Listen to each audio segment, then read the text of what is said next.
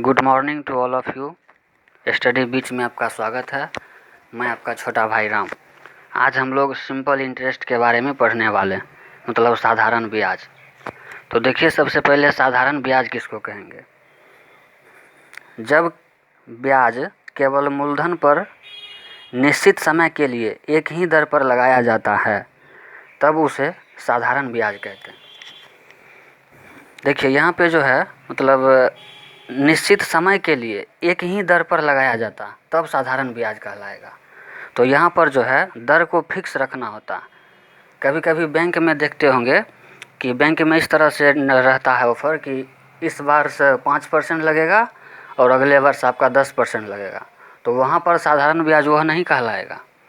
साधारण ब्याज जब ब्याज केवल मूलधन पर निश्चित समय के लिए एक ही दर पर लगाया जाता है तब उसे साधारण ब्याज कहते हैं।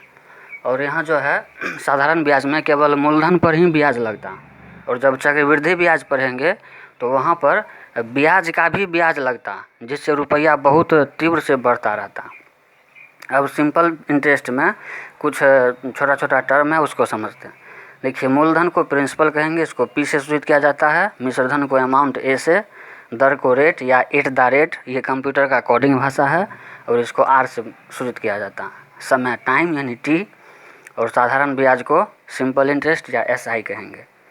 तो नॉर्मल बेसिक सा ये फार्मूला है कि साधारण ब्याज बराबर मूलधन गुना समय गुना दर बटा 100, या इसी को एसआई बराबर PTR/100 या PRT/100 बोलेंगे। अब देखिए, मिश्रधन बराबर मूलधन प्लस ब्याज, या इसी को इंग्लिश में A बराबर P+I, या मूलधन बराबर मिश्रधन माइनस ब्याज, P बराबर A-I होता। इस तरह से भी क्वेश्चन दिया हुआ है इसी फार्मूला पर कि राम ने श्याम को 2400 रुपये 5% की वार्षिक दर से 3 वर्ष के लिए साधारण ब्याज के रूप में कर्ज दिया, तो वर्ष के अंत में श्याम को कुल कितना धन वापस करना होगा? तो देखिए, P यानी प्रिंसिपल, मूलधन 2400 दिया हुआ है, रेट यानी कि 5%, और T फॉर समय, समय यानी कि 3 वर्ष दिया हुआ, और कुल धन पूछ रहा है। तो कुल धन का मतलब होता है मिश्रधन। तो सबसे पहले नॉर्मली साधारण ब्याज निकाल लेंगे ऊपर वाला फार्मूला से, यानी SI बराबर यहाँ से PRT हो जाएगा, यानी मूलधन गुना समय गुना दर बटा 100, और ये सब चीज़ दिया हुआ है। तो यहाँ पे 2400 इंटू 5 इंटू 3/100 यहाँ से कट जाएगा।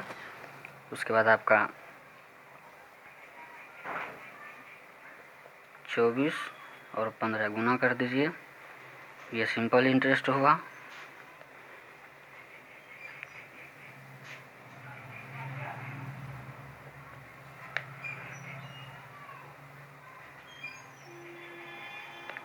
$360 आपका सिंपल इंटरेस्ट हुआ।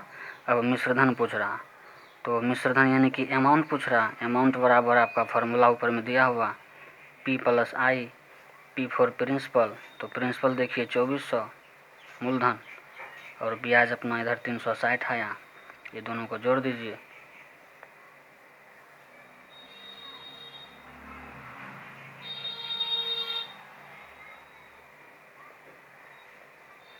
₹2760 जो है उसको वापस करना होगा, यही आंसर होगा।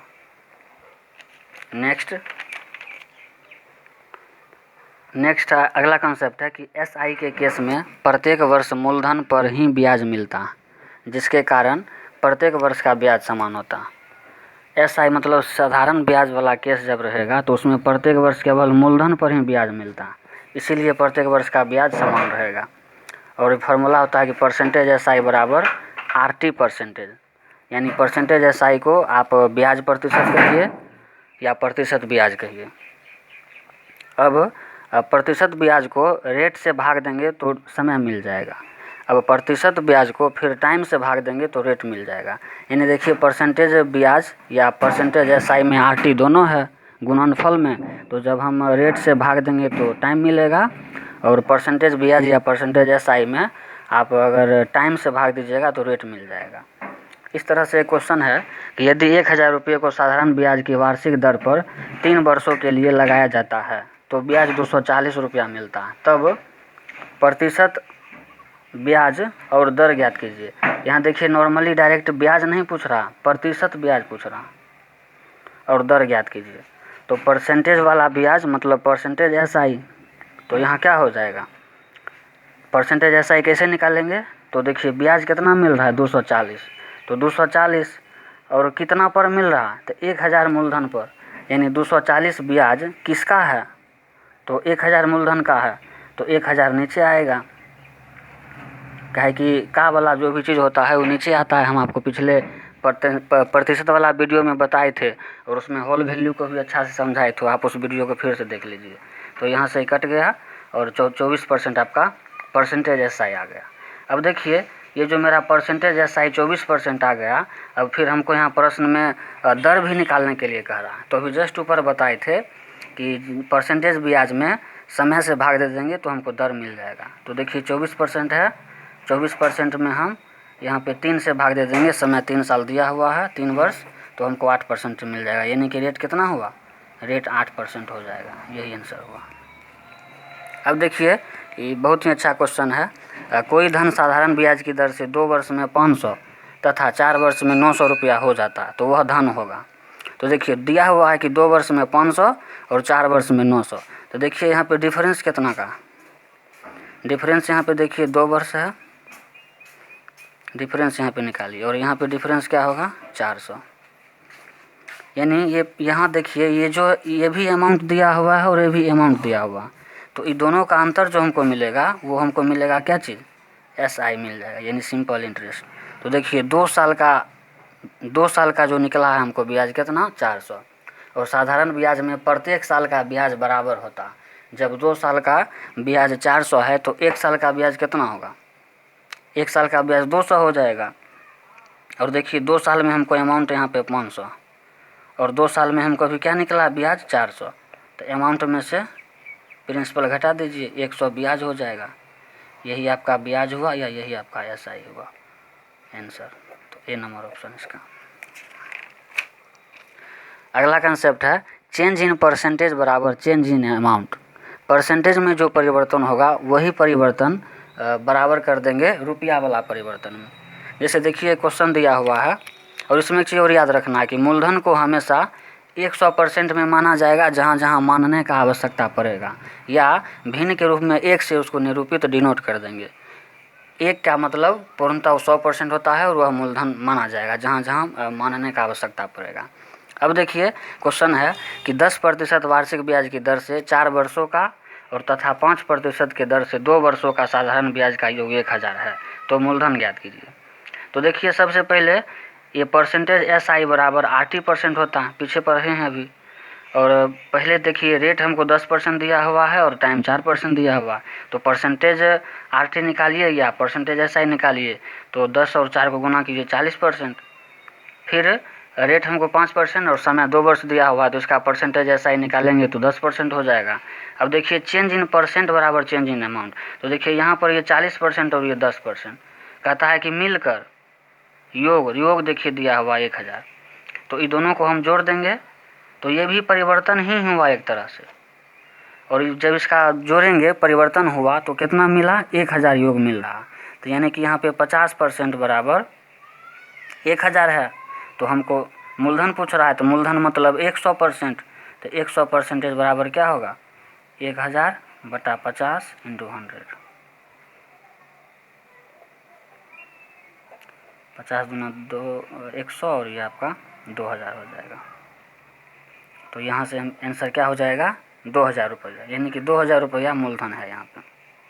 ठीक है, अब देखिए आगे, ये ग्रामीण बैंक और SSC में 2 जगह ये क्वेश्चन पूछा हुआ है। एक साहूकार को ज्ञात हुआ कि ब्याज की दर 8% से 7.3/4% होने पर उसकी वार्षिक आय में 61.50 रुपये की कमी आ गई। यह मूलधन कितना है, मतलब एक साहूकार है वह पहले 8% पर ब्याज के दर पे रुपया लगाया था और फिर ब्याज का रेट कम हो कर दिया गया। उसके बाद उसको पता चला कि मतलब फाइनली जो अंतिम रूप से हमको मिश्रधन मिलता था उसमें 61.50 का हमको लॉस सहना पड़ रहा, यानी कि कमी आ रहा। ठीक है, तो अब देखिए क्या करेंगे कि 8% से घट कर इतना हो गया, तो चेंज इन परसेंटेज क्या हुआ घट रहा, तो 8% में से आप 7 चौक 28 2 31 बटा 4% घटा दीजिए, और यह जो परसेंटेज वाला जो घटेगा ये किसके बराबर हो जाएगा, तो ये रुपया के बराबर हो जाएगा। क्या कि फार्मूला देखिए, चेंज इन परसेंट बराबर चेंज इन अमाउंट, मतलब परसेंटेज में जो परिवर्तन होगा उसको रुपया वाला परिवर्तन के साथ बराबर कर देंगे। तो परसेंटेज में चेंज हुआ और बराबर कर दिए रुपया वाला के साथ। तो फिर यहाँ से इसको घटाए तो 61.50, फिर ये घट के आपका हो जाएगा 1/4 1/4 इक्वल टू 61.50, और ये इतना परसेंटेज में है। फिर देखिए हमको क्या पूछ रहा है कि मूलधन कितना, तो मूलधन मतलब फिर से 100%, तो 100% हम निकालेंगे। 50 बाई 1/4 हो जाएगा, इंटू आप 100 कर दीजिए और इसको सॉल्व कीजिए। 61.50 इंटू 4 ऊपर चला जाएगा और 100 ये यहीं रहेगा, नीचे 2 0 आएगा और ये कट जाएगा यहाँ से। उसके बाद इसको जब गुना करेंगे तो मेरा आ जाएगा 24,600, सी नंबर आंसर। ठीक है, अब नेक्स्ट कॉन्सेप्ट देखिए, फिर से होल वैल्यू वाला यहाँ पे यूज होगा और इससे डायरेक्ट आप मूलधन या मिश्रधन निकाल सकते हैं। देखिए मूलधन को पी से स्विच करेंगे, मूलधन में अगर हम होल वैल्यू का सीधा गुना कर देंगे तो मिश्रधन मिल जाएगा, और मिश्रधन में होल वैल्यू का उल्टा गुना करेंगे तो मूलधन मिल जाएगा। देखिए सबसे पहले साधारण ब्याज हो या चक्रवृद्धि ब्याज हो, सबसे पहले मूलधन ही चीज़ होगा, उसके बाद ही मिश्रधन आएगा। तो देखिए मूलधन से मिश्रधन चलना होगा तो सीधा चल रहे हैं, तो इसीलिए मूलधन में सीधा होल वैल्यू का जब सीधा गुना करेंगे तो मिश्रधन मिल जाएगा। अब देखिए मिश्रधन से अगर मूलधन की ओर आना है तो यानी हम उल्टा आ रहे हैं, वापस आ रहे हैं, तो इसीलिए मिश्रधन में उल्टा गुना करेंगे तो हमको मूलधन मिल जाएगा। और याद रखना है हमेशा कि होल वैल्यू जो निकालेंगे RT% का निकालेंगे, यानी परसेंटेज SI का निकालना। जल्दीबाजी में केवल रेट का ही नहीं निकालना चाहिए, नहीं तो गलत हो जाएगा। होल वैल्यू जो है परसेंटेज SI यानी RT% का निकालेंगे। तो देखिए क्वेश्चन एक है, यदि कोई राशि 5% वार्षिक साधारण ब्याज की दर से 6 वर्षों में 2600 हो जाती है तो वह राशि कितनी है। वह राशि कितनी है, राशि मतलब देखिए अमाउंट पूछ रहा, अमाउंट वह राशि कितनी है, मतलब यहाँ पे देखिए 6 वर्षों में 2600 हो जाती है, तो 2600 हो जाती है अमाउंट दिया हुआ, मिश्रधन दे दिया है पहले से, और आपको मूलधन पूछ रहा है कि वह मूलधन वाला राशि कितना था। तो देखिए अमाउंट हमको 2600 दिए हुए है, रेट 5% दिए हुए है, टाइम 6 ईयर दिए हुए है, और प्रिंसिपल पूछ रहा। तो यहाँ से देखिए परसेंटेज SI कैसे निकलेगा, 5 और 6 को गुना कीजिए तो 6 × 5 = 30% आ गया परसेंटेज SI। तो परसेंटेज SI जब 30% आपका आ गया तो फिर से क्या करना होगा कि हमको मूलधन निकालना है। मूलधन निकालना है तो मूलधन मतलब होता है 100%, तो आप उस तरह से भी कर सकते हैं, या फिर आप 30% का होल वैल्यू निकालिए।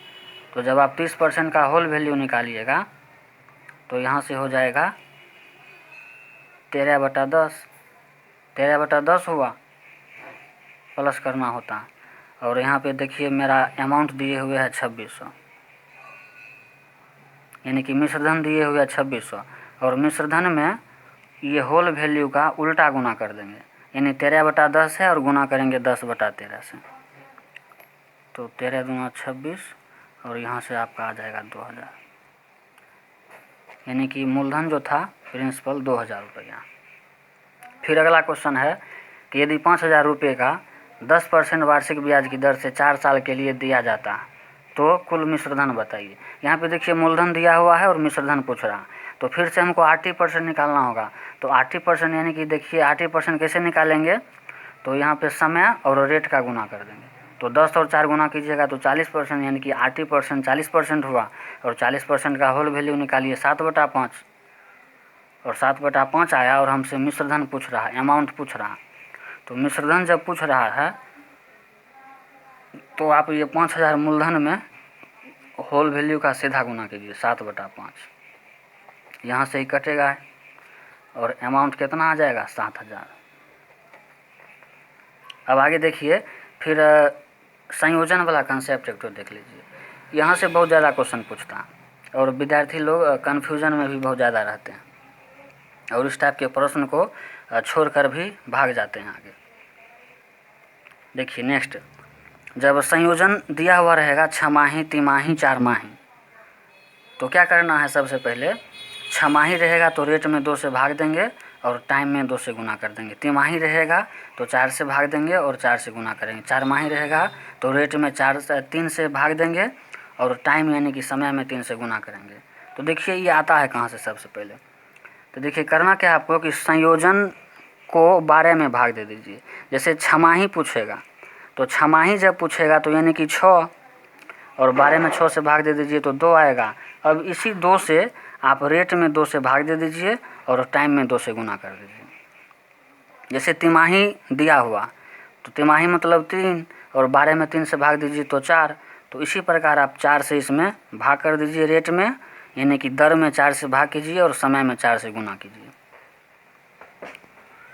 यहाँ पे देखिए कन्फ्यूज़न भी बहुत ज़्यादा होता है कि भाग रेट में करना था कि समय में करना था, टाइम में करना था। तो देखिए रेट में भाग करना होता। जब रेट में भाग कीजिएगा तो रेट कम होगा और दर जब कम रहेगा तो ज़्यादा फर्क नहीं पड़ता। इस तरह से आप सोच सकते हैं नॉर्मली। अगर मान लीजिए कि ब्याज का दर अगर बहुत ज़्यादा है तो आपका जो मिश्रधन हो जाएगा, ब्याज भरते भरते आपका हाल ख़राब हो जाएगा। इसीलिए ब्याज कम भी रहेगा और समय ज़्यादा रहेगा तो चल सकता। इसको इस तरह से आप समझ सकते हैं। इस आधार पर आप जो है दर में भाग दीजिए, दर को कम कीजिए और समय बढ़ भी जाएगा तो कोई बात नहीं, इसीलिए समय में गुना कर देते हैं। अब देखिए एक ठो क्वेश्चन है सीजीएल में पूछा हुआ था कि प्रिया ने छमाही संयोजित 5% ब्याज पर 2 वर्ष के लिए 17,000 रुपये आपातकालीन स्थिति में रिया को दिए और वर्ष के अंत में कुल कितना रुपया रिया को वापस करना होगा। देखिए छमाही संयोजित है, मतलब कि 6 मंथ में ही ब्याज जो है 5% लग जाता। तो जब देखिए छमाही संयोजित है तो छमाही संयोजित का मतलब हुआ कि आप जो है रेट दिया हुआ है पहले से आपका 5% और यहाँ पे समय जो दिया हुआ है टाइम दिया हुआ है 2 वर्ष। और छमाही संयोजित है तो छमाही संयोजित का मतलब रेट में 2 से भाग देंगे और समय में 2 से गुना कर देंगे। तो नया वाला जो मेरा रेट आ जाएगा, नया वाला रेट 5/2% और नया वाला टाइम आपका 4%, 4 वर्ष हो जाएगा। 2 से गुना कीजिएगा 4 और इसमें भाग दीजिएगा 5/2। अब कहता है कि 17,000 रुपये आपातकालीन स्थिति में दिए थे, तो यानी कि प्रिंसिपल दिया हुआ आपका, प्रिंसिपल कितना दिया हुआ है, मूलधन 17,000 और हमको मिश्रधन पूछ रहा। तो मिश्रधन पूछ रहा है तो आरटी यानी परसेंटेज एसआई के होल वैल्यू से इसमें सीधा गुना कर देंगे। तो आप निकालिए RT%, क्या होगा 5/2 गुना 4 यानी कि 10% और इसका होल वैल्यू निकालिएगा तो 11/10 आएगा। ठीक, अब यहाँ पे फिर से क्या करना है कि आप होल वैल्यू RT% का निकाले तो 11/10 आ गया। अब इसमें 17,000 में आप सीधा गुना कीजिए होल वैल्यू का, 1 शून्य कट जाएगा और यहाँ से आपका आंसर जो है गुना कर कीजिएगा तो 18,700 आ जाएगा, यानी कि डी नंबर। यानी रिया को जो है वर्ष सब खत्म हो जाने पर, समय पूर्ण जाने के बाद प्रिया को है 18,700 रुपया वापस करना होगा। अगला कंसेप्ट देखिए, कोई धन जितना गुना हो जाएगा उसके न्यूमेरिकल वैल्यू में से 1 घटाकर 100 से गुना करेंगे तो परसेंटेज SI प्राप्त होगा। अब देखिए ये और सबसे ज़्यादा परेशान करने वाला टॉपिक है, गुना गुनी वाला, मतलब 2 गुना हो जाएगा, 4 गुना हो जाएगा, 8 गुना हो गया। इस सब टाइप का प्रश्न और ज़्यादा परेशान करता है। तो देखिए RT% बराबर यानी परसेंटेज SI n-1 × 100। n क्या होगा, n आपका गुना गुनी वाला संख्या। जैसे कहेगा कि 2 गुना हो गया तो आप क्या कीजिएगा कि 2 में से 1 घटा दीजिए और 100 से गुना कर दीजिए। वह जो निकल के आएगा वो आपको RT% निकल के आएगा। देखिए जैसे कह रहा है कि 2 गुना हो गया तो परसेंटेज ब्याज यानी कि परसेंटेज SI क्या होगा 100%। 3 गुना हो गया तो 3 में से 1 घटाइए 2 और उसमें 100 से गुना कर दीजिए 200%। 5 गुना हो गया तो 5 में से 1 घटाइए 4 और 100 से गुना कीजिए तो 400%। उसी तरह से कीजिएगा सब आगे, एक आपको घटा देना है और 100 से गुना कर देना। अब प्रश्न देखिए तो रेलवे में आया हुआ है कि एक राशि साधारण ब्याज पर 10 वर्षों में दोगुनी हो जाती है, कितने वर्षों में यह उसी दर से तिगुनी हो जाएगी? तो एक राशि साधारण ब्याज पर 10 वर्षों में दोगुनी हो जाती है। तो मान लीजिए 10 वर्षों में कह रहा है कि दोगुनी हो गया, तो दोगुनी हो गया इसका क्या मतलब? 2 में से आप 1 घटाइए और 100 से गुना कर दीजिए, तो ये जो हमको मिलेगा 100% हो जाएगा। और ये 100% जो हमको मिला, ये क्या चीज़ मिला? तो ये हमको मिला है RT%। RT% 100% है। अब देखिए कहता है कि यह जो 100% हो गया RT% कितने वर्ष में? तो 10 वर्ष में दोगुना हुआ था ना। तो यहाँ आप रेट निकालने के लिए इसमें आप भाग दे दीजिए 10 से, समय से भाग दीजिएगा तभी ना आपको रेट पता चलेगा। तो रेट यहाँ से आपका आ जाएगा 10%। अब देखिए आगे फिर कहता है कि उसी दर से तिगुनी हो जाएगी, कितने वर्ष में? तो 3 गुनी का बात कर रहा, तो 3 में से 1 घटाइए 2, यानी कि 200%। और 200% हुआ। और देखिए रेट हमको 10% दिया हुआ, तो 10 से भाग दे देंगे तो हमको टाइम मिल जाएगा, यानी कि समय आपका 20 वर्ष, यानी कि 20 वर्ष में वह राशि जो है फिर से तिगुनी हो जाएगी। अब देखिए अगला प्रश्न है कि